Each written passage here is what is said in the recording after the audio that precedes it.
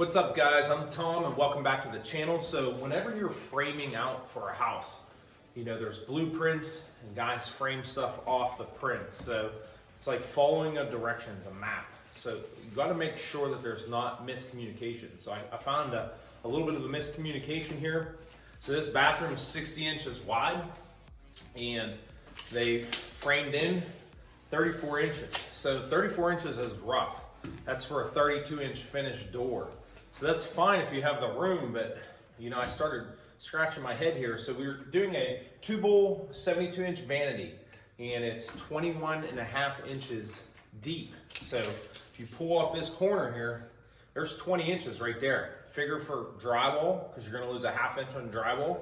So what I have to do is, one, move all this over and I'm shrinking the door.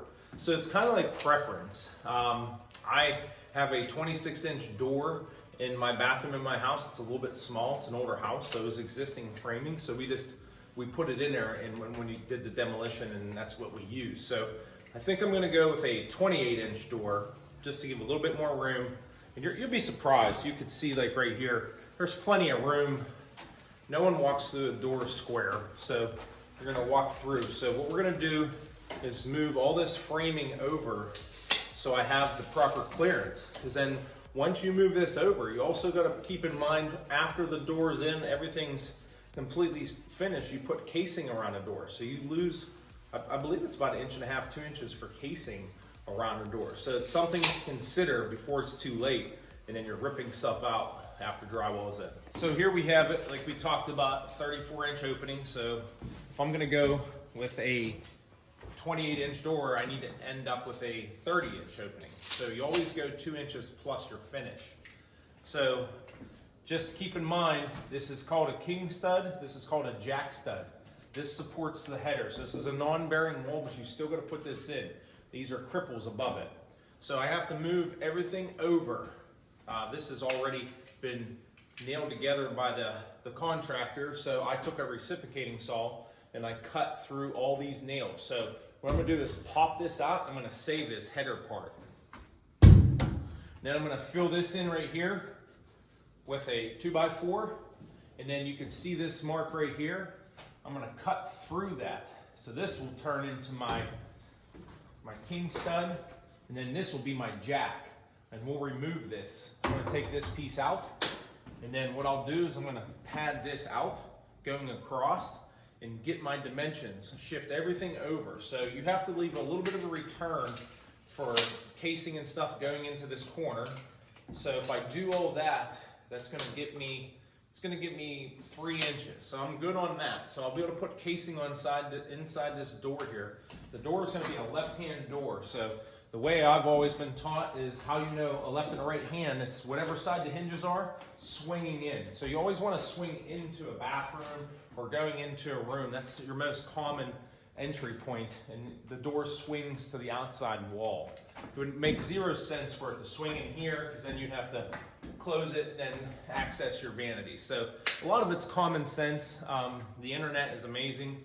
I always say get 2 or 3 resources, because you always have someone out there that thinks that they know what they're doing. I don't claim to be a professional. I've just been around it for a long time, and it's just like anything, muscle memory. You know, I picked up my framing equipment for the first time in like 10 years, so it's like it's all starting to come back to me fairly quick. So I'm gonna get moving on doing this. We'll throw this up on a little bit of a time lapse, and then we'll move this whole thing over.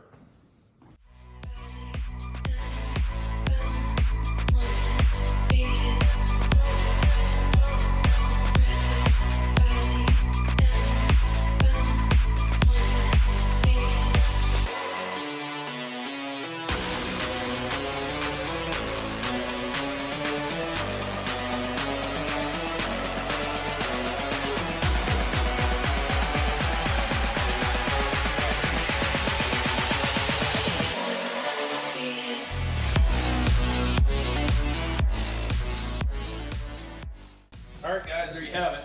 I'm no carpenter by trade, I'm a plumber, so I'll do my best, but what I did do is save myself a ton of money.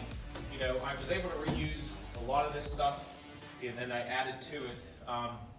You know, me doing it versus paying a carpenter or whatever, I mean, no one's coming out to do anything like this for less than $100, $150. So now I'm 25 and a half here rough. So figure drywall, 24, 25 right here. So it gives me plenty of depth for the vanity that we put in there.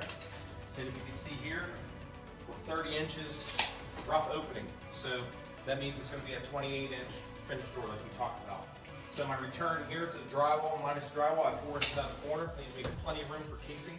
So I'm pretty happy with everything.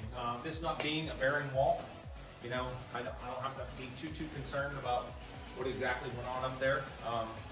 But like always, we try to do things to save money, and you know, if there's a better way that you think we could have did this, feel free to leave it in the comments down below, because I'm always willing to learn. As far as I'm concerned, this is going to work for me. But like always, we'll catch you on the next one. Take care.